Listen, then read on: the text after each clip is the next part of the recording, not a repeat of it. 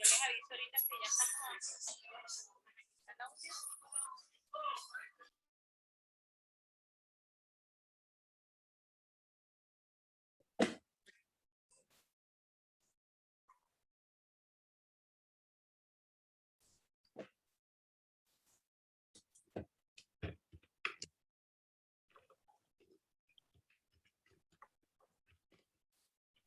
Buenos días desde el Centro de Derechos Humanos. Ya está disponible la sala. Pueden comenzar con la actividad.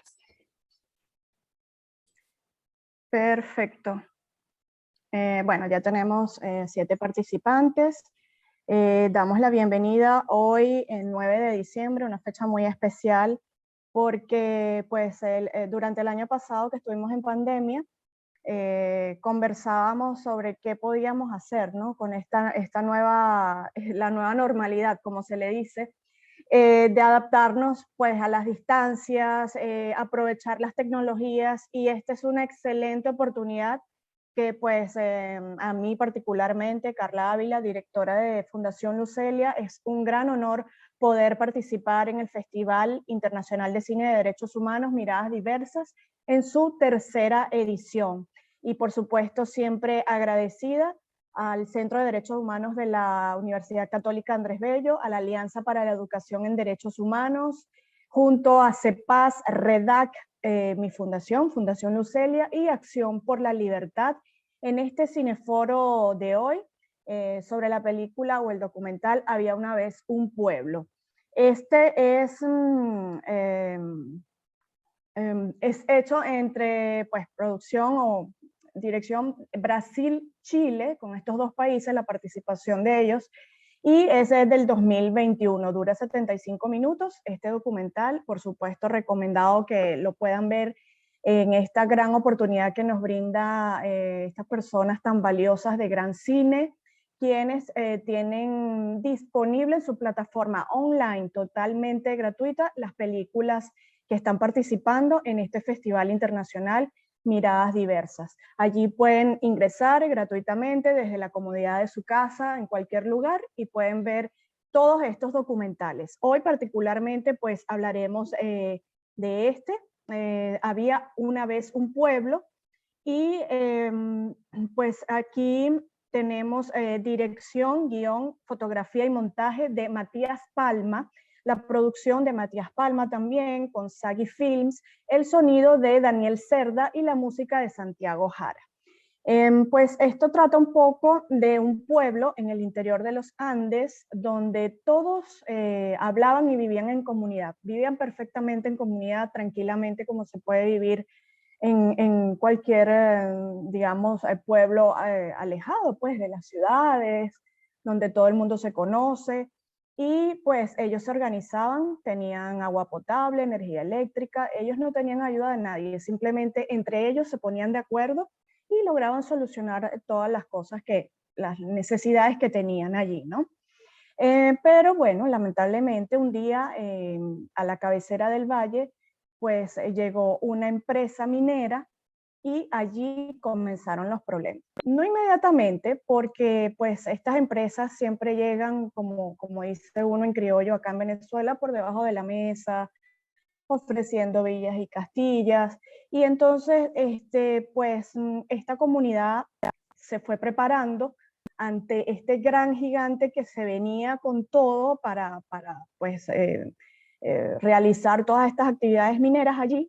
Y pues la historia precisamente cuenta cómo cambió la vida en este sitio, en este pueblito, y pues lo que es hoy en día. De verdad que recomiendo muchísimo que la vean, porque pues nos hace recordar un poco lo que está pasando en la zona pues del sur de Venezuela, el arco minero, todo lo que tiene que ver con la Gran Sabana, todas estas zonas cercanas a la zona del arco minero, que es bastante extenso y que pues nos hace recordar este caso, ¿no? Las similitudes que tiene. De pronto, ok, no es el mismo mineral, es otro mineral el que se está sacando, pero hay muchas similitudes no solamente en los procesos de llegar a un sitio, tomar estos sitios, de todo el desplazamiento forzado que causa esto, el daño al medio ambiente, y toda una serie de consecuencias que se van viendo pues a raíz de la llegada de estas empresas mineras. Entonces, quiero presentar, para mí es un gran honor presentar a Aumelis Moya, abogada de la UCAP de Guayana, especialista en educación superior, estudios avanzados en filosofía y derechos humanos, maestrante de filosofía, profesora de la Escuela de Derecho y de Comunicación Social, coordinadora del Centro de Derechos Humanos de la UCAP, pero acá en Ciudad Guayana, y también coordinadora con proyectos de CODESIU. Igualmente es una importante investigadora acá en la zona. También contamos con el gran honor de tener hoy a Alejandro Luy, biólogo de la Universidad Central de Venezuela, con maestría en gerencia ambiental de la Universidad de los Andes en Bogotá. Desde el 2001 se desempeña como gerente general de Fundación Tierra Viva, que podemos seguir a través de sus redes sociales, una actividad súper importante y con actividades que no solo se quedan en el diagnóstico, no, sino también ofrecen muchísimas soluciones. Por su trabajo fue uno de los 10 finalistas del Premio Emprendedor Social del año 2010 de Venezuela, organizado por la Fundación Venezuela Sin Límites, y es autor del libro El Arca Criolla, relatos sobre animales de Venezuela. Así que pues vamos a dar inicio entonces a las palabras de estos dos grandes investigadores y dos grandes defensores de derechos humanos a quienes admiro mucho. Si quieres podemos comenzar un poco con Alejandro. Me gustaría saber desde tu perspectiva del medio ambiente como biólogo, todo casos similares, ¿no?, a este que vemos en el documental, cómo van llegando. A mí me recordó muchísimo a la película que a lo mejor muchos habrán visto, la de Erin Brockovich, donde ella también se enfrentó a una gran empresa por el tema de la contaminación y todo lo que genera la llegada de esto allí. Entonces, pues ya te cedo la palabra para que nos pongas un poco en contexto, también ver un poco las similitudes de caso con Venezuela. Claro. ¿Aló? Sí, te Ajá. escuchamos, perfecto. Bueno, primero agradecer la invitación. Debo decir que me parece bien interesante discutir este tipo de películas desde la perspectiva de derechos humanos. Yo no soy especialista en derechos humanos, pero sí voy a dar mi visión de lo que tú me pides, ¿no? Y lo que me han pedido. A ver, lo primero que hay que entender es que en cualquier parte del mundo, el uso de los recursos, el acceso a los recursos, el tener un recurso que sea, que beneficie a muchísima gente, suele estar acompañado con procesos que derivan en problemas de derechos humanos, que derivan en asuntos que tienen que ver con la calidad de vida. Las empresas mineras es un ejemplo de ello, pero no solamente eso. Siempre esa relación de progreso, entre comillas, e impacto sobre las comunidades, siempre es una tensión pendiente. Y para que veamos que no solamente se trata de minería, se puede tratar de una represa que quieran hacer y que va a afectar a un pueblo, por ejemplo, a un pueblo minero, a un pueblo de comunidades indígenas, o a un pueblo que estaba asentado y que hay que desplazarlo simplemente porque hay que construir una obra, repito, de desarrollo.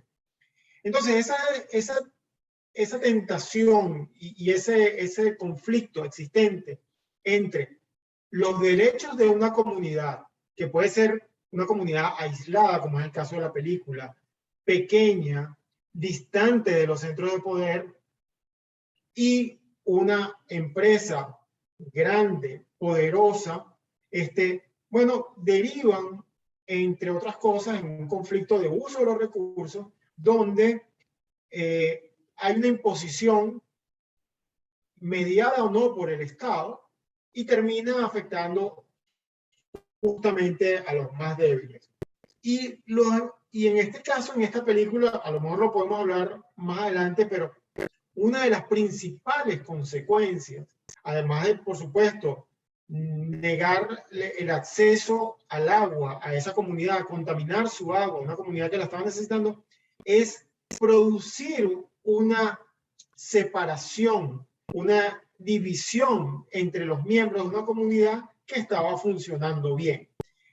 Y eso es muy, muy importante porque entonces no es solamente que se atenta con el derecho de toda la comunidad, sino que se actúa directa o indirectamente en la cohesión de la comunidad, que es fundamental para la búsqueda de las soluciones.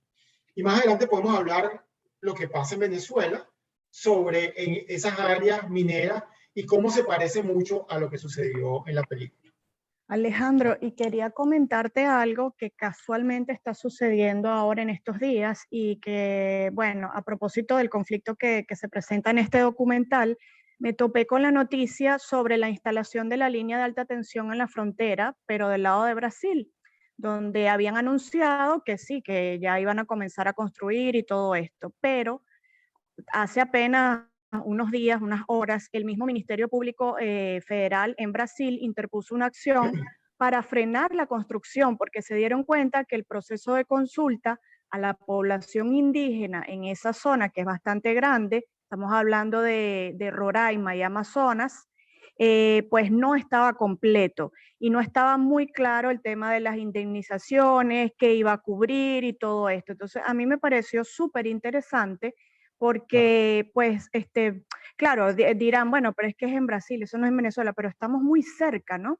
Y además o sea, nuestros indígenas venezolanos y los brasileños, ellos consideran que no hay fronteras, ¿no? Que somos todos hermanos. Entonces, con la migración que hemos visto de todos nuestros indígenas venezolanos hacia Brasil, hacia la frontera, también se han visto muchísimos ataques en los últimos meses de grupos armados que no se sabe de dónde están saliendo para hacer la minería ilegal, todo esto. Entonces, claro, es muy importante lo que tú dices, ¿no? Una cosa lleva a la otra. Cuando se viola un derecho, entonces se violan otros derechos y así sucesivamente. Claro, pero estás mencionando algo muy importante, que es que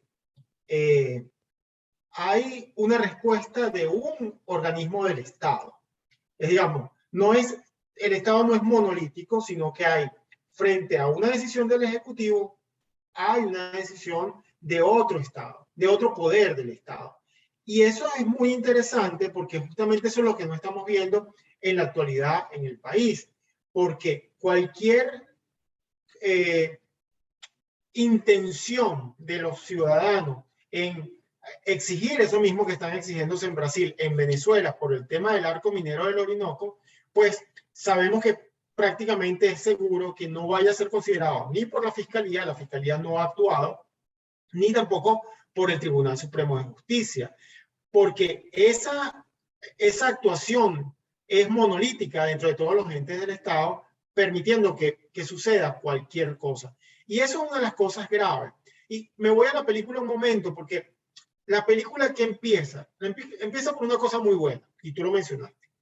La gente está organizada y está resolviendo sus problemas. Y eso es muy bien. Y Fundación Tierra Viva lo que ha venido trabajando son proyectos de desarrollo que favorecen ese tipo de actitudes. Es decir, bueno, yo voy a resolver mis problemas. Pero de luego hay una cosa gravísima, que es que quien tiene que garantizar los derechos humanos al acceso al agua potable, a los permisos, a la gestión del territorio, es el Estado. Y al no hacerlo, toda esa labor de los ciudadanos se viene abajo. Porque está muy bien que lo hagan, pero no está bien de que los ciudadanos digan, bueno, aquí no estaba nadie y era perfecto. No, el Estado tiene que estar para garantizar esos derechos. Y solamente entra a mediar un poco en algún momento, pero luego le da la espalda. Es decir, carecer de un Estado, ya sea la Fiscalía, el Tribunal, el Ejecutivo, que no cumpla lo que está en las leyes, pues tampoco es bueno para lograr los mejores fines. En el caso del arco minero del Orinoco, vemos como el Ejecutivo decretó una zona y empezó a darse un proceso allí, y paralelamente en otras zonas completamente fuera de lo que llaman el arco minero del Orinoco, pero en los estados Bolívar y Amazonas, empieza un proceso de explotación minera que tiene consecuencias en la gente, en el entorno, en la contaminación del ambiente, y ni dentro de lo que está legal en ese arco minero del Orinoco, legal entre comillas, ni lo que está afuera, ves una actuación de otros entes para defender esos derechos humanos de esas comunidades indígenas que se están contaminando, que se está rompiendo su estructura funcional y que adicionalmente se ven en la disyuntiva de decir, ¿qué hago? ¿Me voy a la mina donde está el dinero o me quedo pasando hambre? Y entonces ahí viene la separación entre las comunidades, entre los que dicen, yo me tengo que ir a la mina porque no tengo nada que comer, aunque eso sabemos desde afuera que no le va a dar garantía de futuro ni de desarrollo, o yo me quedo acá sabiendo que tampoco voy a tener alimentos ni voy a tener ninguna atención. Y entonces, bueno, y de hecho, algunos indígenas me han llegado a comentar que hay algunas zonas donde ya no hay pescados, donde ellos antiguamente pescaban, había muchos peces y ya no hay peces. Entonces ellos dicen, bueno, tenemos que salir de aquí, buscar el alimento en otro lado. Entonces, claro, se van moviendo forzosamente porque no quieren irse de ahí, y esto va modificando pues sus vidas, el acceso a la salud, migran a otro sitio, y entonces esto va modificando todo, porque a lo mejor la gente pensará que es un tema solamente de medio ambiente. Bueno, se daña el medio ambiente, pero es que tiene tantas consecuencias desde lo ambiental, lo social, lo económico y la violencia. O sea, estamos hablando de que el Estado Bolívar es uno de los estados más violentos, y ahí precisamente quería yo ir con Eumelis Moyes, porque ellos sacaron una investigación fabulosa que además pues hace la diferenciación, cómo esto afecta a las mujeres que escuchamos que dicen, bueno, vamos a las minas, vamos a cocinar, a los mineros y esto y tal, pero en muchos casos, pues lamentablemente resultan captadas para otras cosas, para prostitución forzada. Vemos también el tema de los niños. Yo he visto niños que me han dicho, no, es que yo no quiero irme a las minas para que mi familia tenga algo de dinero y tenga que comer. Entonces es increíble que todo esto suceda, que toda la, digamos, cómo afecta todo, ¿no? No solamente el medio ambiente, sino todo lo demás. Entonces quisiera conversar con Eumelis y que nos dé su punto de vista desde la investigación hecha por el Centro de Derechos Humanos, esta investigación fabulosa que dirigieron, donde pudieron observar pues algunas características de estas zonas mineras, de cómo ha afectado toda esta actividad a las mujeres indígenas, a toda la población cercana a todo lo que es el arco minero. A ver, Eumelis.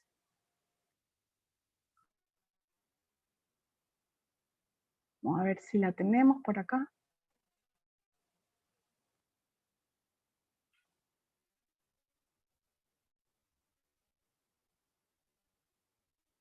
No logro contactar. Vamos a ver.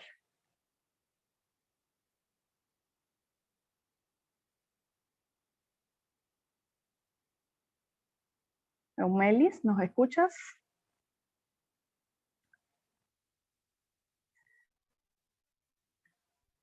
Bueno, mientras Eumelis arregla la parte técnica, pudiéramos seguir hablando, Alejandro, pudiéramos seguir hablando de este tema. Seguro. Fíjate, seguramente Eumelis va a dar muchos aportes. Pero tú lo has dicho, cuando uno habla del arco minero del Orinoco, lo primero que sale, por supuesto, es el tema ambiental. Y es por razones obvias. Pero justamente no es un problema solo ambiental, es un problema de desarrollo sustentable, que afecta no solamente a las personas que están cerca de ese lugar. Y ojo, cuando digo arco minero del Orinoco, realmente estoy diciendo toda la minería, la legal y la no legal en todo el sur de Venezuela, que el arco minero del Orinoco no incluye, por ejemplo, el Parque Nacional Canaima, pero está afectada por eso. Entonces no es solamente el tema ambiental, pero el tema ambiental está allí. Y eso afecta a los que están en las minas, a los que están cerca de las minas, incluso a la gente que está muy lejos de las minas y también a la gente que está fuera de Venezuela. ¿Por qué?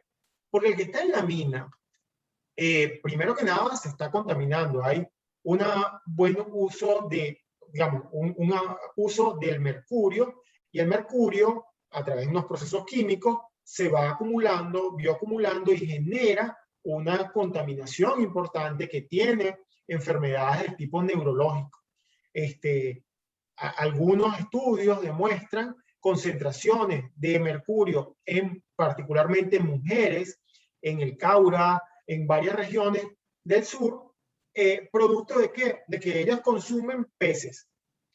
Ellas consumen peces que además esos peces comen otros peces y son otros peces que comen plantas. Y eso va acumulándose en la cadena. Y nosotros estamos en la parte de arriba de la cadena. Entonces, esas mujeres y su familia están consumiendo peces contaminados por mercurio. Está el hombre que está directamente en la mina, que se está incluso, hay fotos dramáticas de niños bañándose en unos huecos donde hay mercurio, y ese mercurio entra al cuerpo. Y se están contaminando allí, directamente. Entonces están las mujeres que están más lejos de la mina, pero que están capturando peces que se consumen. Pero están llegando también, por ejemplo, todo el tema de sedimentos que pueden afectar la cuenca del Guri y todos sus asociados, y eso tiene que ver con la electricidad del país, porque el Guri y todo el sistema está diseñado para suministrar buena parte de la electricidad de toda Venezuela. Es decir, que un mal manejo de esa cuenca y de esos problemas que traen problemas ambientales y sociales, van a afectar a el resto de Venezuela. ¿Y por qué digo además fuera de Venezuela? Porque todos esos sedimentos que tienen mercurio, que caen en el río Orinoco va al delta, y en el delta del Orinoco se encuentra con el Atlántico. Y aunque parezca que son volúmenes de agua grandes que se van a ir diluyendo, bueno, a la larga esos sedimentos tienen una incidencia en toda la productividad, pero además eso son aguas que están contaminadas. Esa es la parte de quizás lo ambiental.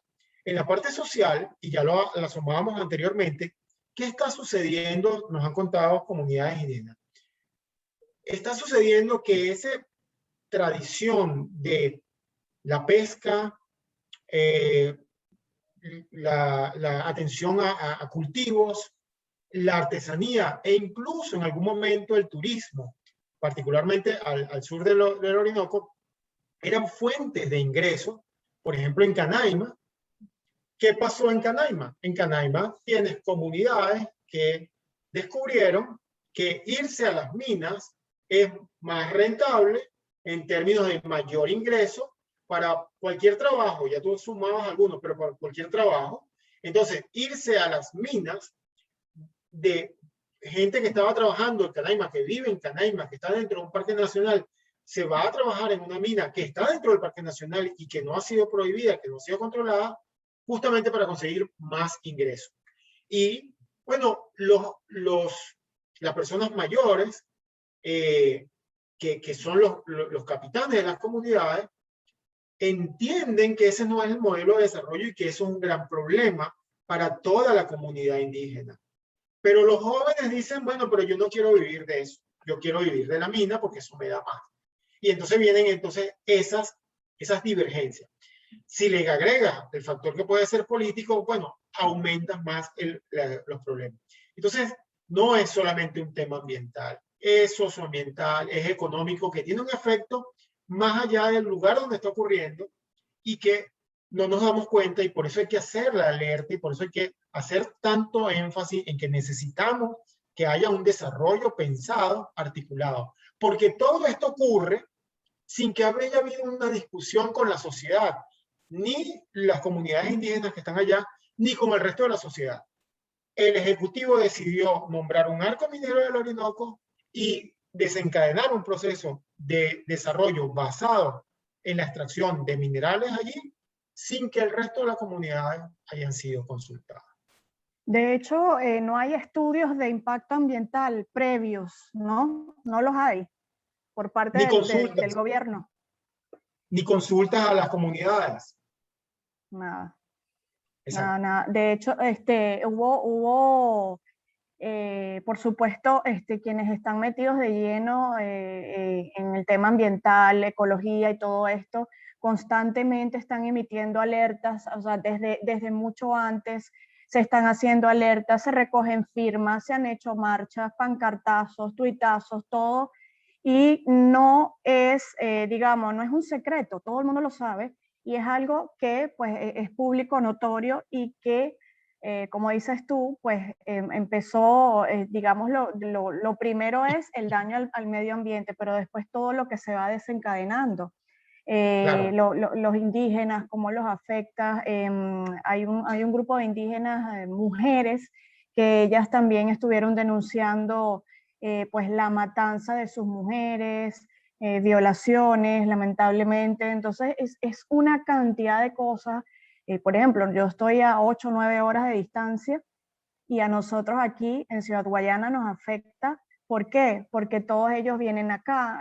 Puedo contar una anécdota de una vez que fue impresionante, estando en un mall acá en la ciudad, unas personas armadas, fuertemente armadas, 3 personas caminando por todo el centro del centro Centro comercial. comercial. Entonces, o sea, una cosa que parecía una serie de estas que vemos en Netflix y tú dices, ya va, pero ¿y si se arma un tiroteo aquí? O sea, la gente se veía las caras y nadie sabía quiénes eran. Entonces después nos dijeron, no, son unos mineros que vinieron a comer, ellos cerraron tal restaurante, lo clausuraron para ellos, comieron y tal, y después se fueron. Entonces son cosas, ¿no? Que uno dice que uno no está acostumbrado a ver. Igualmente, amistades que viven en Santa Elena de Guairén me comentan, mira, antes Santa Elena era tan sano, que yo podía dejar el carro con las puertas abiertas, mi casa con las puertas abiertas sin llave, y aquí nadie se iba a meter con nadie.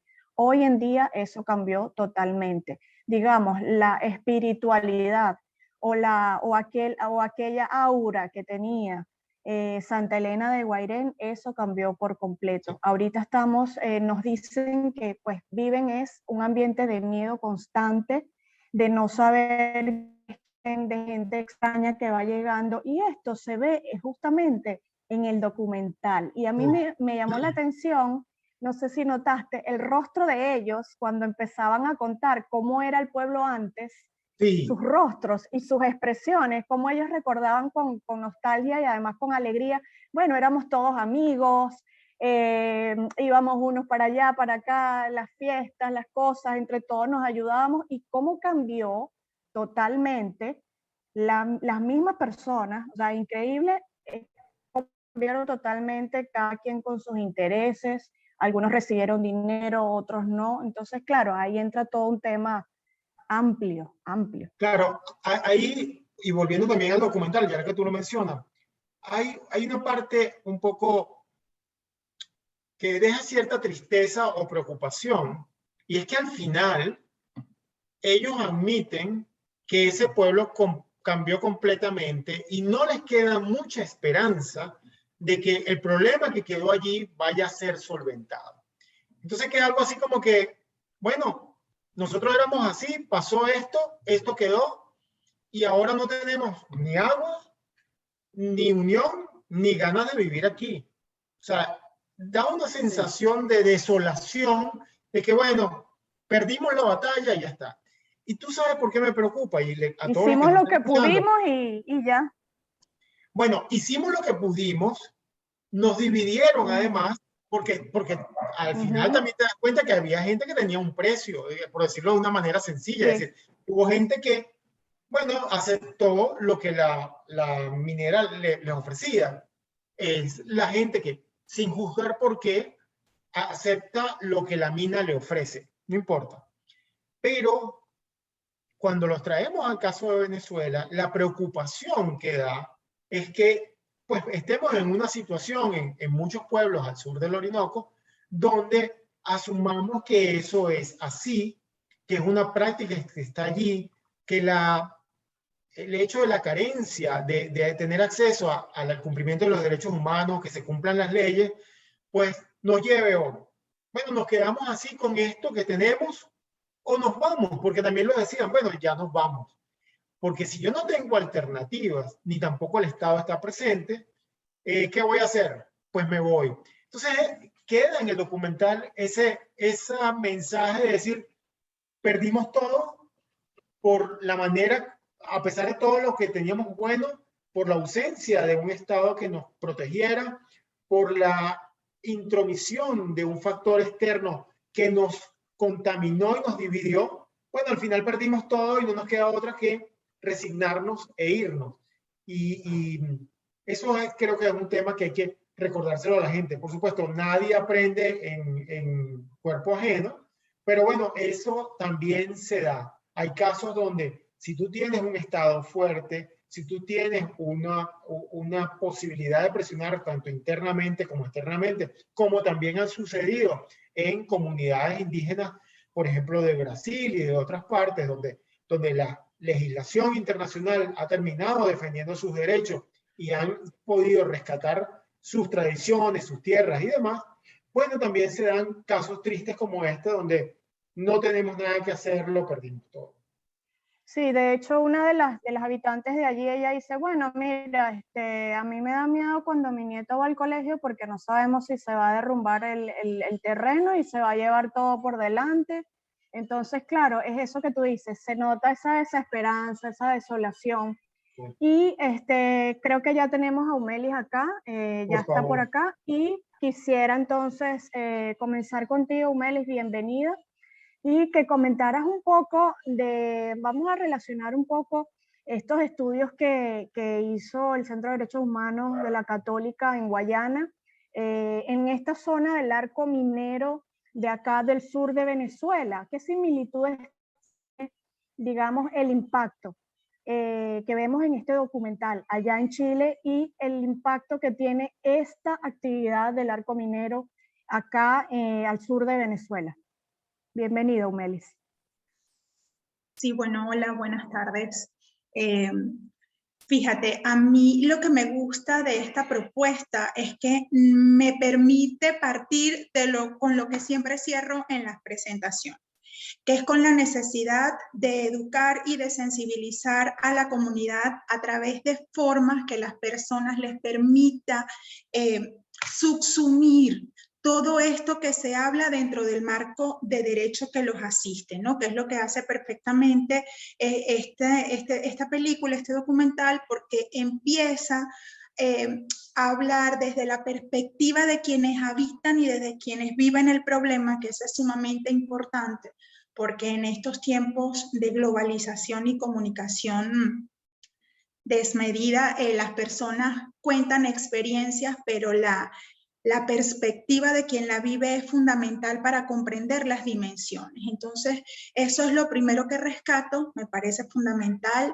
Creo que para resumir la historia del Estado Bolívar necesitaríamos un producto audiovisual de un poco más de tiempo, porque justamente es una situación que, si bien parte de un decreto para la creación de una zona de desarrollo estratégico, cuya primera visión que se le dio fue las consecuencias del impacto medioambiental, luego nos pone en una situación social cuyas dinámicas fluyen en torno a esto, ¿no? Entonces, cuando Alejandro hablaba de cómo una cosa sucede a la otra, cosa natural del tema de los derechos humanos, que por ser articulados, interdependientes, entonces necesitas de uno para el otro, y al final del camino todos terminan en un tema muy específico, que es la dignidad de la persona y la satisfacción de sus necesidades más fundamentales, que se vulneran por una cosa que no nace con la intención de,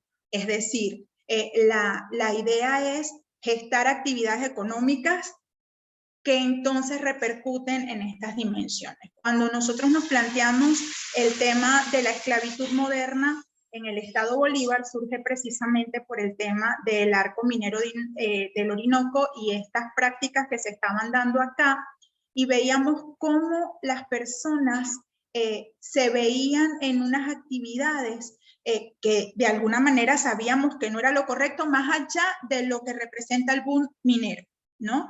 Entonces, lo primero es comprender que este arco minero y lo que significa socialmente está impulsado por unas condiciones, contexto, una emergencia humanitaria de la que todo el mundo habla, pero que acá está agudizada en función de quienes han estado en torno o al mando del funcionamiento del Estado, con unas restricciones de movilidad horaria, con una precarización de servicios que en otros estados no se entiende ni se dimensiona, y que de alguna manera han mermado la posibilidad de tener acceso a información directa de estos casos, ¿no? Lo cierto es que hemos podido documentar prácticas que efectivamente parten de una actividad comercial, económica, que ha tenido unas complicaciones conexas como grupos armados irregulares, como precarización, privación de los servicios públicos del Estado, por un tema de sobrepoblación, porque hay una movilidad pendular significativa, porque además hay un desplazamiento forzado de las personas que estaban acá o que estamos acá y que se han visto en la necesidad de, porque hay una afectación de pueblos y comunidades indígenas significativa, porque hemos podido validar los temas de esclavitud moderna con una afectación. Pudiéramos hacer una pausita allí para explicar a las personas lo que significa movilidad pendular y por qué porque a veces es migración forzada, ¿no? Claro, nosotros lo entendemos porque manejamos los términos, pero digamos para aquellas personas que no tienen ningún conocimiento en derechos humanos que pudieran estar viendo este cineforo. Okay.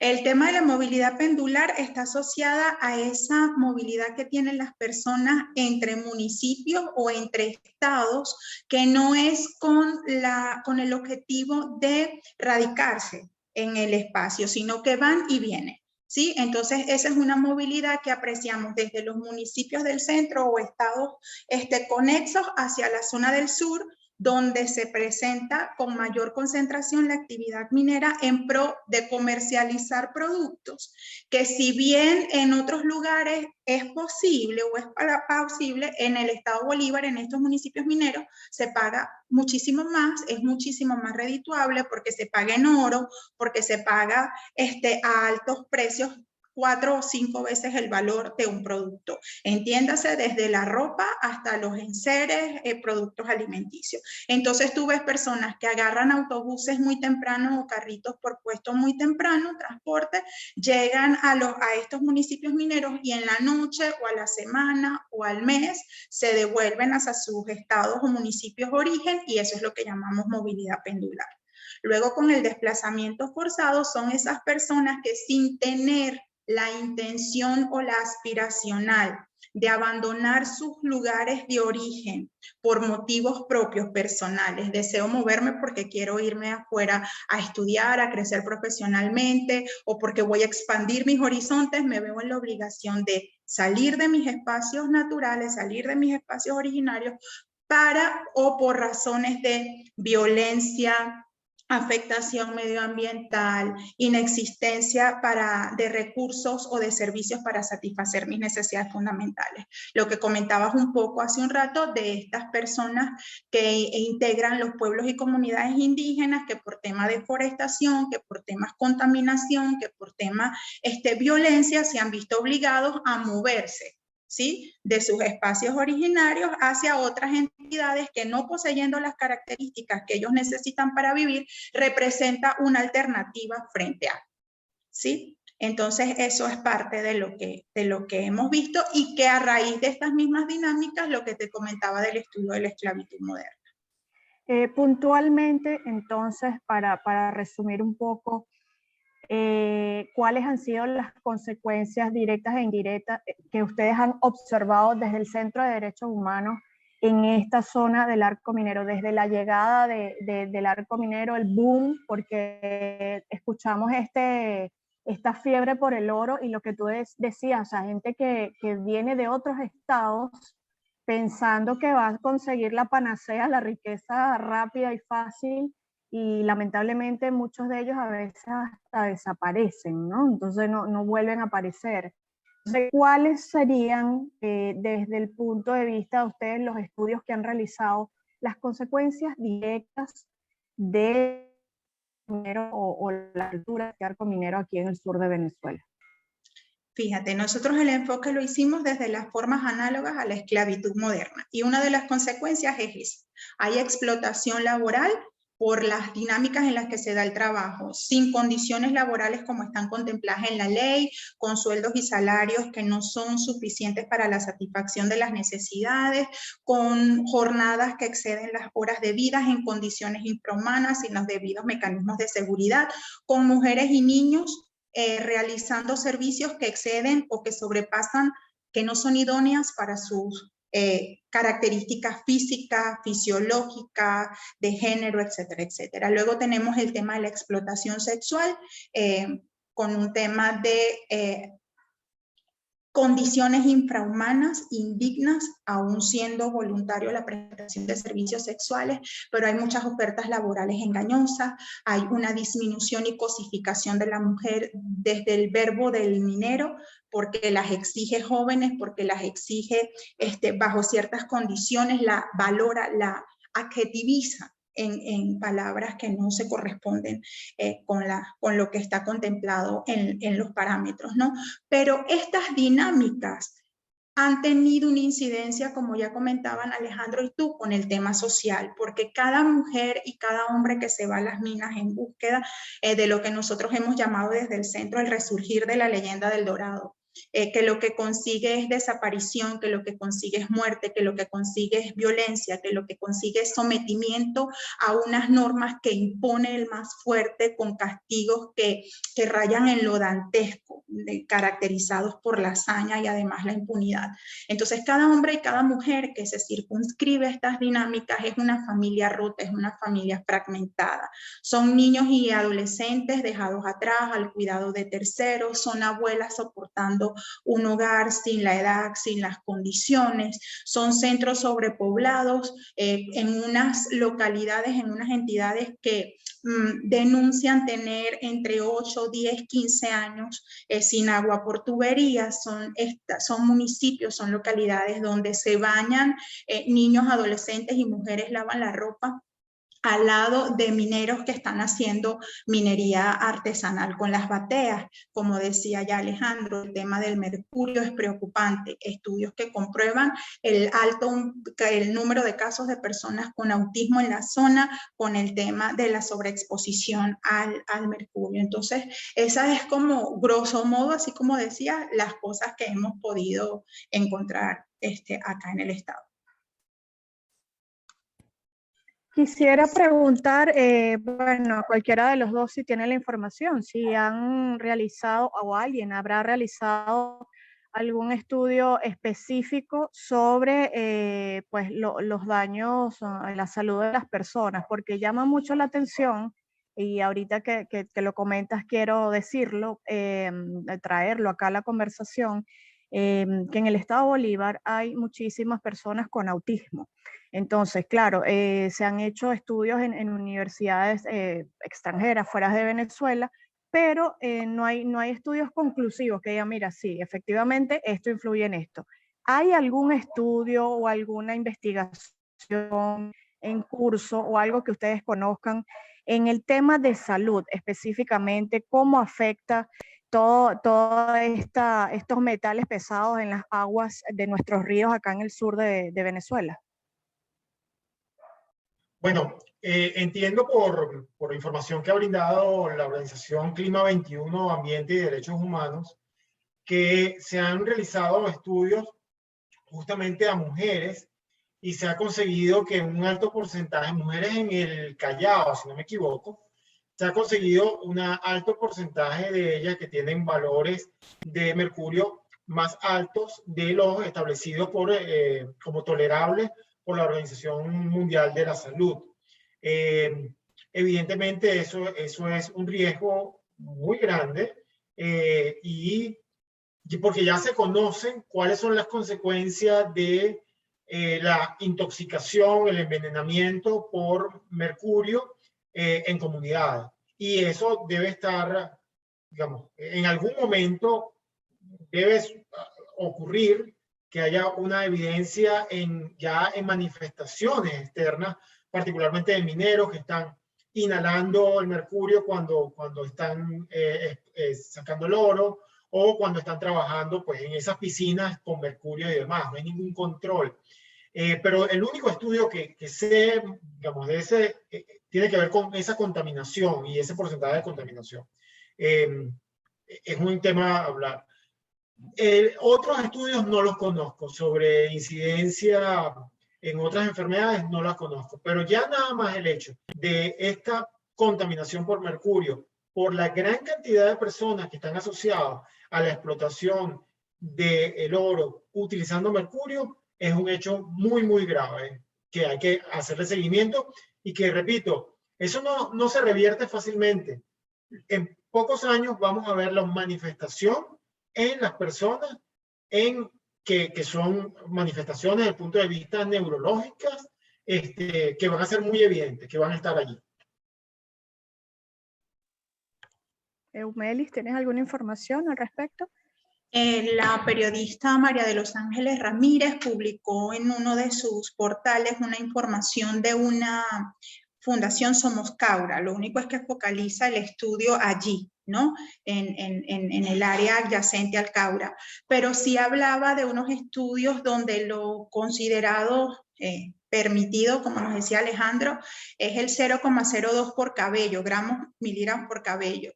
Y hay personas en las que se han detectado 0,8 por cabello, ¿no? Entonces eso nos habla de cuando hemos ido a algunos de estos lugares donde se practica la minería artesanal, entendemos que el Estado hizo en este marco de las alianzas y la extracción regulada, hizo unos procesos de capacitación y educación para las personas que realizan la minería, donde le hablaban de métodos alternativos para que no implicara el uso de mercurio. Sin embargo, esto fue una capacitación que murió en la capacitación, porque se sigue dando. La cantidad de mercurio que se utiliza en los planchones de los molinos para la separación del oro, de la arena, supera el medio kilogramo de cosa de esta para separar, ¿no? Entonces, lo que nos han dicho los doctores que atienden casos en el Callao, en Tumeremo, en Huassipati, nos decían que la exposición del minero es tan continua, tan permanente, que ya ni siquiera puede asociarse a una patología externa, a una clínica externa. Lo absorbido corre cuando hacen análisis de sangre, pareciera que es parte, y los efectos se van a ver en el tema genético, o sea, lo que se transmite por célula de generación en generación, porque el estudio se estaba haciendo en cabello, y ellos dicen que es un tema de células, ¿no? Ellos utilizan un término, se impregnan del mercurio, les corre por las venas, y es literal.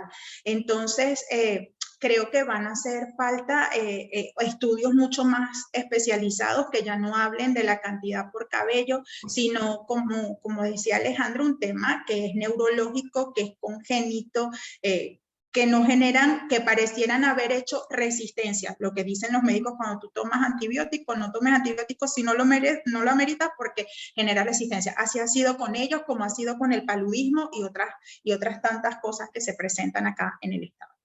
Claro, y me permito complementar para quienes nos están escuchando, que es que una vez que uno está contaminado o alguien está contaminado con mercurio, eso no se revierte fácilmente. Yo no soy médico, pero entiendo que no se revierte fácilmente. No es que tienes un protocolo y entonces al tiempo se te acabó el mercurio. No, eso no ocurre. Y otro dato que es muy interesante y que de nuevo tiene que ver con el Estado, es que, según entiendo, la importación de mercurio al país está prohibida. En teoría, nosotros no deberíamos tener mercurio. El mercurio no debería estar circulando en las minas como método de uso, pero no debería existir. Sin embargo, todo el mundo dice que el mercurio existe. cuesta bastante dinero, entra en grandes cantidades y está allí, es evidente.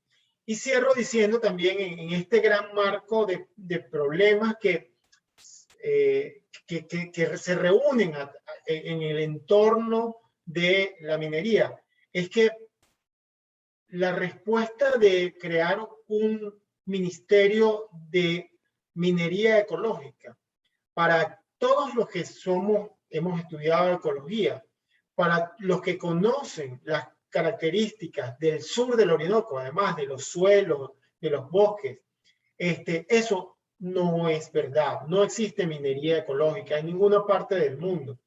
Pueden existir sistemas de extracción minera que tú puedas adaptar y considere un impacto ambiental la extracción de, por ejemplo, oro. Eso puede existir, ¿ok? Un país puede decidir, sí, tenemos una fuente de ingresos a través de oro y vamos a sacrificar este lugar, pero con las medidas para minimizar el impacto, con todas las normativas para que no haya problemas de salud. Eso se puede hacer, más allá de si estamos de acuerdo o no con la minería, pero digamos, en teoría eso se podría hacer.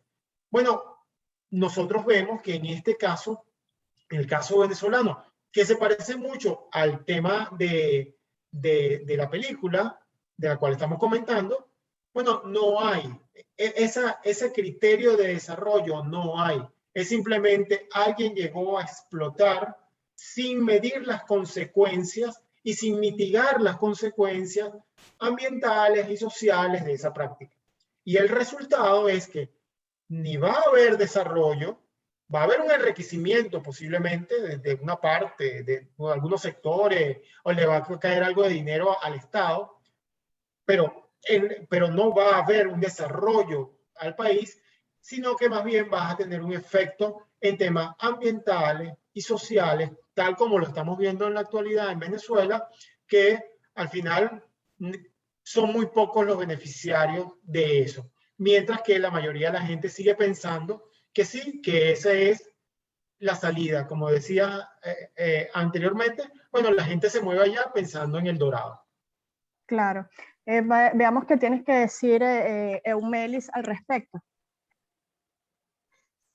Y yo escucho a Alejandro y viene a mi mente una característica que sí me generó mucho sentimiento encontrado, me generó tristeza, porque fíjate que esta gente tiene un marco referencial de arraigo, ¿sí? De sentimiento de pertenencia a la tierra, al lugar. Ellos hablan de todo, de cómo en el pasado ellos realizaban. Sin embargo, en el contexto venezolano hay una generación que no tiene ese arraigo, que no tiene ese sentido de lo que significó el pasado, porque están creciendo en este marco. Y eso nos hace mermar las posibilidades de esa convicción y esa certeza de exigencia, de restitución de derechos, porque es que no tenemos marco referencial. O sea, no sé cómo era antes. Yo crecí donde la autoridad era fulano, que no es el Estado, sino es un plan de un grupo armado, ¿sí? Yo crecí sin agua, yo crecí bañándome en el río, yo crecí sin el derecho a jugar, porque mis juegos son quién es el plan y quién es el segundo al mando, como hemos detectado en algunos colegios. Mi marco referencial es no haber ido a la escuela, mi marco referencial es que lo normal es que mi papá se fue, desapareció, que la gente ya dice, no, que fulano fue a las minas, y tiene un año que no viene, y ni va a volver. Esa es la respuesta de algunas personas, y ni va a volver porque es que él se fue para allá y él sabe, es decir, hay una distorsión en el tema de los valores y el enfoque que le damos a esto. La gente dice, voy de cocinera, porque, o sea, hay una distorsión de lo que son las afectaciones de género, sociales y todo, que creo que para nosotros complejiza la situación y que sí lo vimos en este documental. Sí, de hecho, una de las cosas que más me llamaba la atención o cuando escucho testimonios o estoy hablando con testigos y algunas personas es la normalización de, por ejemplo, sucesos como decapitaciones. Entonces, como te dicen, no, sí, es normal, una cabeza, un desmembrado. Entonces uno se impresiona porque, wow, imagínate tú llegar a normalizar algo tan lúgubre, tan horrible, como es quitarle la vida a una persona, quitarle los brazos, la cabeza, que encuentren, que una madre se meta en redes sociales y vea una publicación de la cabeza de su hija en un bolso. O sea, imagínate tú la magnitud de lo que estamos hablando en cuanto a la violencia, ¿no? ¿Cómo esto afecta, bueno, lo que hemos dicho durante todo el foro, no solamente lo ambiental, sino lo social, lo económico. Y sí me gustaría que me comentaran, ustedes que también han estado en este trabajo de campo, me comentaran un poco la parte emocional, la parte emocional y psicológica de estas personas que han vivido todo esto, porque tú dijiste algo importante, Eumelis. En mi caso, mi abuelo materno, él llegó a Ciudad Guayana cuando Ciudad Guayana era selva todavía.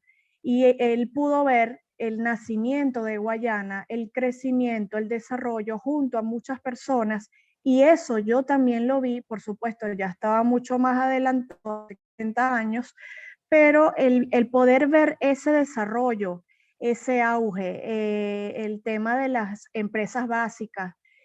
Puerto Ordaz era la tacita de oro de Venezuela porque tenían las avenidas más grandes, más amplias, más limpias, planificación, el urbanismo, todo esto, y ver cómo ha cambiado, cómo se ha deteriorado el Estado Bolívar, porque volvemos a lo mismo, no es un tema de, bueno, allá en la mina donde sacan el oro, no, es un tema de toda la región que se amplía, Amazonas, a del Tamacuro, son muchísimas las cosas que afectan. Entonces, me gustaría saber, ustedes que han hecho tanto trabajo de campo importante, ¿qué han visto en esas emociones de estas personas que están allí, el antes y el después, y lo que han vivido ahora actualmente? Y para finalizar, me gustaría que dejáramos sobre la mesa un poco algo de soluciones. Bueno, ¿qué pudiéramos hacer?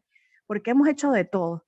Tanto Alejandro, Melis, nosotros los activistas de derechos humanos hemos hecho cualquier cantidad de actividades, y a veces se siente esa desesperanza.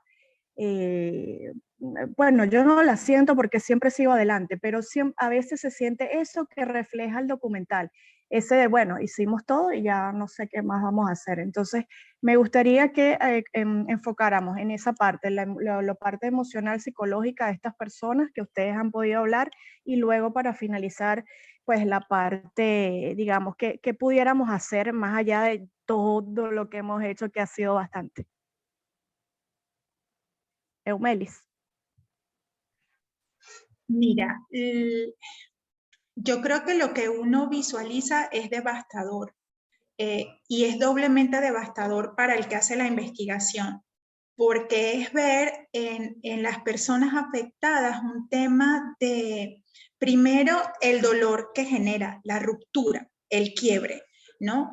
Pero hay en ellos una resignación, hay en el colectivo una tendencia a normalizar lo irregular, que genera escalofrío en quienes tenemos contacto con esa realidad, porque, bueno, es ver cómo niños tienen el rostro endurecido para hablarte de que, por ejemplo, tiene 3 años que su mamá subió a la mina y no la ha visto, y lo dejaron con un primo que también al cumplir los 17 años se fue a la mina, y él vive solo en la plaza. Y vive de lo que algunos comercios. Entonces, cuando tú te consigues con cosas como esa, que no es que, a ver, creo que la trascendencia del trabajo de campo es que te permite verificar, constatar de primera mano situaciones que son como leyendas urbanas o secreto a voces, porque la gente habla de la desnutrición y habla del desempleo y habla de las condiciones infrahumanas, pero cuando a ti cuando te tomas el tiempo de vivir algunas cosas, de conocer de primera mano algunas cosas, y no es que te dicen que hay niños muriendo de hambre, sino que vas a la casa, a la barraca de ese niño y lo ves agonizar por falta de alimentos, ves a una mamá totalmente desconocedora de cómo hacer, de a dónde acudir, cuando escuchas la voz del estómago vacío, cuando ves la cara del niño abandonado, de la mujer fracturada, más allá de los estigmas. Siempre pongo ejemplos de que alguien hablaba de esa doble moral que hay para juzgar a las mujeres que hacen trabajos sexuales en las minas. Y recuerdo claramente cuando un testimonio de una de estas personas me dijo, la gente habla así porque la gente no sabe lo que es estar con un hombre que no ha visto mujer en 3 meses, ¿no? Eso te golpea y te hace como dimensionar. Cuando tú conoces una currutela, la gente habla de las currutelas, pero la gente, muy pocos han tenido acceso a las currutelas y no saben a lo que huelen, no sabe lo que es estar en un chinchorro separado por un plástico y tener relaciones frente a todo el mundo. O sea, hay un montón de condiciones y que la gente ha normalizado y sobre las que la gente opina sin tener conocimiento de causa, que es importante. Entonces eso yo lo conecto con lo que tú me dices. ¿Qué se puede hacer? Yo creo, y cierro con lo que inicié, es el tema de la educación. Y la gente tiene que romper paradigmas con el tema de la educación y creer que sentar a una gente y ponerla en la pizarra. No, educación son documentales como esto. Educación es que los comunicadores sociales y las organizaciones se apropien de los espacios y no permitan que esa gente repetidora de oficio, de la que habla de cosas que no sabe, que no ha visto, se recuperen esos espacios y pongan sobre el tapete estas cosas con alternativas, con opciones, con propósito, con un espacio para continuar, para solventar. Que no vamos a solucionar el problema, no, es que mi intención con las investigaciones acá no es solucionar. Pero en la medida en que yo visibilizo las situaciones, el que tiene acceso a esa información le permite, esto se parece a esta cosa, y entonces hay una posibilidad cierta de que no sea víctima de estos flagelos. Eso te diría.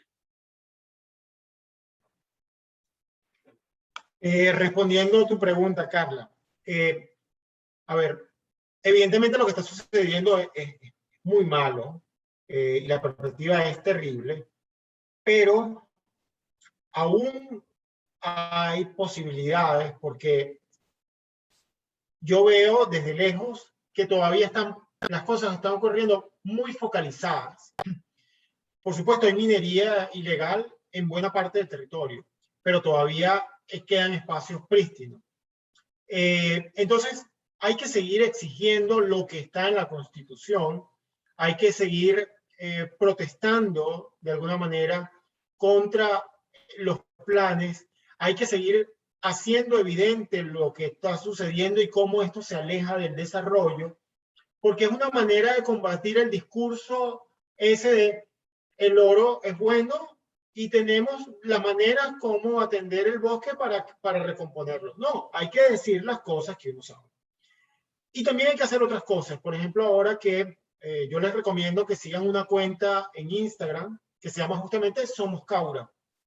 Y Somos Caura, que tú lo mencionaste, Umeli, bueno, ellos están generando información para un público amplio sobre cuáles son las consecuencias del mercurio, pero también qué puedes hacer tú en tu comunidad. Y no lo están haciendo solamente en Instagram. Instagram es una manera de mostrarlo, pero lo están haciendo en esas comunidades. ¿Cómo podemos hacer? ¿Qué deberías comer? ¿Qué cosas deberías no hacer para no contaminarte? Esas son cosas que hay que hacer desde el punto de vista educativo. Hay que seguir visibilizando las investigaciones que se hacen sobre la minería ilegal en todo el país. Hay que seguir visibilizando los pocos estudios que se hagan sobre el efecto directo sobre temas sociales, sobre temas ambientales o sobre temas de salud en esa zona. Porque si nos hacemos los locos, si bajo la excusa de eso está muy lejos, o a mí no me afecta, o bueno, ya qué vamos a hacer, entonces perdimos la partida. La perdimos completamente. El Parque Nacional Canaima, que donde en teoría no debería haber minería, hay minería y es ilegal, y todo el mundo la sabe y saben dónde está, todavía tiene muchas áreas prístinas, todavía incluso que se quiere vender como un área para turismo y generar ingresos. bueno, hay que decir con más importancia aún lo que está pasando en otros sectores del Parque Nacional Canaima. Tenemos que seguir haciendo el trabajo que está haciendo, porque si no tendríamos que tirar la toalla. ¿Es fácil revertir la situación? No, definitivamente no, pero es lo que nos toca hacer porque en nuestras manos no están el poder de hacer otras cosas. ¿Qué es lo que siempre se ha pedido? En principio, primero, hay que cumplir las leyes. Toda la minería ilegal debería estar fuera. Y segundo, hay que derogar el decreto del arco minero del Orinoco. Si hubiese una Asamblea Nacional que considerara, evaluara junto con los técnicos eso, pues debería actuar independientemente para derogarse ese decreto. Es un reto que no es solamente técnico, es un reto que también es político, y bueno, nosotros desde nuestro ámbito de la academia, de la ONG, hacemos lo que podemos hacer.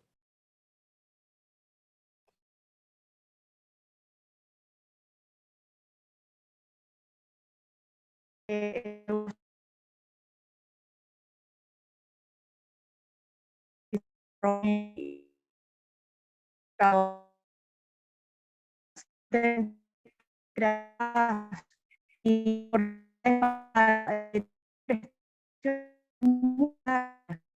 dices tú, Alejandro, mucha gente dirá, bueno, pero es que eso ya les hicimos, ¿sabes? Eso no me afecta, pero sí nos va afectando. Yo siempre hago la comparación que es como un cáncer que va avanzando. Comenzó pequeñito, bueno, a lo mejor el arco minero, tal y qué sé yo, y ya se va expandiendo no solamente al estado Bolívar, sino a otros estados. Y también pensar que nuestros ríos se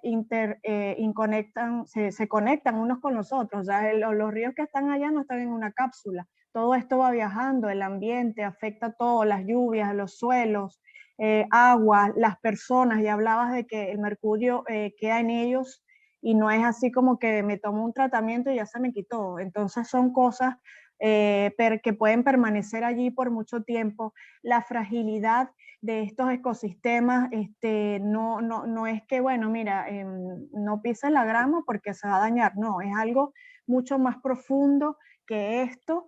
Y realmente quienes han tenido la oportunidad de viajar a la Gran Sabana, al sur de Venezuela, poder pararse frente al Roraima, poder pararse frente al Salto Ángel, ver la majestuosidad de estos paisajes. A mí de verdad no tengo palabras para describir lo que se siente el estar allí, el ver toda esta maravillosa obra que está allí para nosotros, que es nuestra, que está en nuestro país, y que haya personas que simplemente no les duele o que digan, no me afecta porque yo no vivo allá en Bolívar, yo voy de vacaciones un fin de semana y me regreso. Entonces, pues estamos hablando de un impacto muy grande para Venezuela, para el sur de Venezuela y para todas las personas pues que nos interesa de verdad el respeto a los derechos humanos y el respeto al medio ambiente. Tenemos por acá dos preguntas. Una dice, ¿hay alguna manera o estrategia efectiva para generar un cambio en la perspectiva de las personas pertenecientes a estas comunidades en riesgo con respecto al arco minero?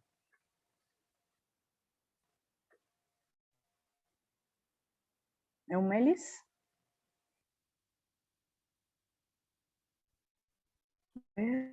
Bien, ya lo mencionaba un poco hace un momento, ¿no? El tema de informar sobre lo que sucede, de trabajar por el tema de que la anomia que reina e impera no se apodere de todos.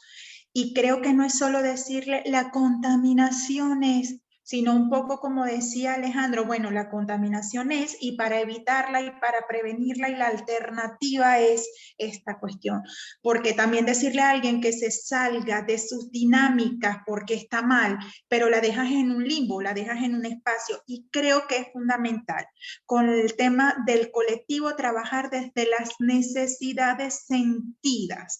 Es qué necesita esa gente en su contexto, porque desde las organizaciones a veces se tiene una idea de cómo ayudar, pero esa es la idea de la organización, no necesariamente es la necesidad real. Entonces, a partir de esas necesidades sentidas, brindar alternativas que les permitan a la gente ver ¿sí? Una opción en ese contexto que están viviendo. Eso me recuerda en algo que quiero mencionar, que no es que esté mal, pero basado en las necesidades de las personas. Entonces ves a muchas organizaciones que si la arepa solidaria, la sopa solidaria, y por supuesto esto es un paliativo a todas estas comunidades que tienen hambre, pero ¿cómo solucionar esos problemas de raíz, ¿no? Y es lo que tú dices, ¿no? Enfocarse en cuáles son las necesidades de estas comunidades. Recordemos que hay comunidades tan lejos que solamente se llega por aire, que se llega en Curiara, que se llega caminando. Estamos hablando de zonas muy remotas, otras que sí tienen, digamos, el acceso entre comillas, pero tienes que ir, por ejemplo, en un rústico. Entonces, es ir más allá de la solidaridad, que no es que esté mal, por supuesto que siempre va a ser bienvenida todas estas buenas acciones. Enfocarnos entonces en esto que dice Eumelis, que me parece excelente que lo diga, enfocarnos en precisamente las necesidades de estas comunidades y de seguir enseñándoles, ¿no? Que sepan que no están solos allí, de que hay manera de salir de todo esto, de cuidarse un poco más, de no normalizar toda esta situación, que hay una generación que ya está creciendo con esto y cree que es normal, pues, esta situación. De hecho, sé que me impactó mucho que sale cuando dicen que a la tierra hay que darle sangre y prostitutas para que produzca oro, algo así era la frase. Me impactó mucho eso, Eumelis. Sí, bueno, era lo que también comentaba un poco al principio, es el tema de la experiencia, ¿no? O sea, ¿qué es lo que han vivido la generación que está llamada o que está viviendo esta situación o tiene un marco referencial anterior? Mi mamá cuenta, mi papá cuenta, mis abuelos cuentan, pero yo nací y, por ejemplo, para los que hacemos vida en universidad es más común todavía. O sea, tú te descubres dándole clase a estudiantes que tienen 19, 20, 21 años y es justo el marco temporal de unos cambios que no le han permitido ver mayor cosa. Es un tema de identidad, de idiosincrasia. Esa frase que mencionas la obtuvimos de una entrevista con algunos mineros que son parte de sus mitos y sus leyendas. Entonces un tema, alguien, lo que decías, alguien lo desmembraron, lo desaparecieron, entonces no te dicen qué mal, qué triste, no, te dicen, bueno, fue que se comió la luz. Se comió la luz. Tú dices, caramba, es que nosotros obtuvimos testimonio de madres que nos confesaban que las exequias de sus familiares las habían hecho en bolsas negras. No, porque les habían entregado a sus familiares desmembrados en bolsas negras, porque muchas de estas exequias se realizaban a campo abierto, porque a ellas les dijeron que en ese lugar enterraban a la gente que, y como a su hijo lo enterraron, entonces ellas iban y hacían el acto ahí o en ataúdes vacíos, ¿no? Ante esa necesidad de aferrarse a algo. Entonces, es un tema de trabajo duro, pero que no debe parar. La gente suele resolver todo con el tema de los valores. Es que los valores han cambiado. No, los valores son los mismos. El respeto, la honestidad, la transparencia, es la misma cosa hoy, ayer y siempre. Lo que han cambiado son las dinámicas de vida, ¿sí? Son la priorización de esos valores en las vidas de cada quien. Entonces, en función de eso, hay que trabajar. Alejandro. Bueno, como podemos ver, el tema no es solo ambiental. Definitivamente hay un trabajo. Escuchar todas esas cosas es complejo, pero no podemos enterrar la cabeza. Tenemos que seguir trabajando desde los diferentes ámbitos de derechos humanos, de protección ambiental, para que se mantenga visible, porque si no, vamos a terminar como estas mismas personas, decir, no, bueno, eso pasó así, alguien se comió la luz y bueno, nada, ya perdimos todo el ambiente y todo se perdió, pero bueno, no podemos hacer más nada. No, yo creo que hay que mantenerse activo en eso es lo que diría yo. Excelente. Bueno, creo que hasta ahora no hay más preguntas, ni más dudas, ni comentarios. De verdad agradecida por esta tarde maravillosa de poder conversar con ustedes. Esta grabación va a quedar en el centro, en el YouTube del Centro de Derechos Humanos de la Universidad Católica Andrés Bello, también en el YouTube de la Alianza para la Educación en Derechos Humanos, que pues vamos a estar aquí, digamos, estos son de las últimas actividades de este año, pero ya el año que viene vamos a seguir con otros cineforos, por supuesto, abiertos a todas las recomendaciones, a todas las actividades que podamos hacer, no solamente online, sino también presencial. Y agradecer al Centro de Derechos Humanos de la Católica, tanto en Caracas como en Ciudad Guayana, CEPAS, el Centro de Justicia y Paz, la REDAC, que es la Red de Activistas Ciudadanos por los Derechos Humanos, Fundación Lucelia, Acción por la Libertad, gracias a los compañeros que estuvieron acá apoyando, profesor José Bernardo Guevara, a Ricardo Lorenzo, y pues por supuesto Melis Moya y Alejandro Luis, porque han sido muy valiosos. Y pues nada, los que invito a todas las personas a que nos sigan a través de las redes sociales, tanto Tierra Viva como Melis Moya, pues pueden seguirla a través del Centro de Derechos Humanos de la Católica, tanto Caracas como Guayana. Allí están todas las investigaciones que están publicando constantemente. Y pues, también la Alianza para la Educación en Derechos Humanos, @AlianzaEDH. Allí vamos a estar poniendo todas nuestras actividades y vamos a estar, vamos a seguir. Seguimos porque esto es ya es una manera de vivir de nosotros, ¿no? El seguir con el activismo, el seguir educando, el perseverar y pues seguir adelante a pesar de todas las vicisitudes, porque realmente esto es lo que nos apasiona a nosotros y es nuestro aporte a Venezuela, a las nuevas generaciones, y es lo que queremos, esa Venezuela mejor, que sepan que esto no es normal, que esta vida no es normal y que podemos vivir mejor, que Venezuela puede ser mejor. Así que bueno, muchas gracias a todos. Si quieren algunas palabras finales y ya terminamos. Bueno, yo dar las gracias de nuevo por la invitación. Ha sido una conversa bien interesante, aprendí mucho también y bueno, ojalá que podamos seguir trabajando en lo mejor, dando lo mejor posible a nosotros. Gracias de nuevo.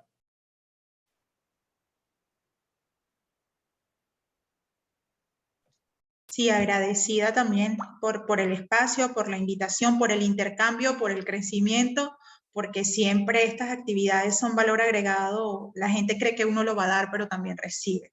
Entonces, bueno, sí, ganada con la idea de seguir en estos esfuerzos conjuntos para hacer posible ese cambio del que tú hablas, Carla. Así es. Bueno, entonces a la orden, ya esperamos que este 2022 podamos hacer actividades presenciales allá en la Católica. Claro que sí. Ya vamos a estar más activos y más cerca, ¿no? Así que bueno, nada. Agradecida entonces con ustedes. Muchas gracias. Recuerden que esto va a quedar en los canales de YouTube y ahí van a poder compartirlo con todas las personas, con sus alumnos.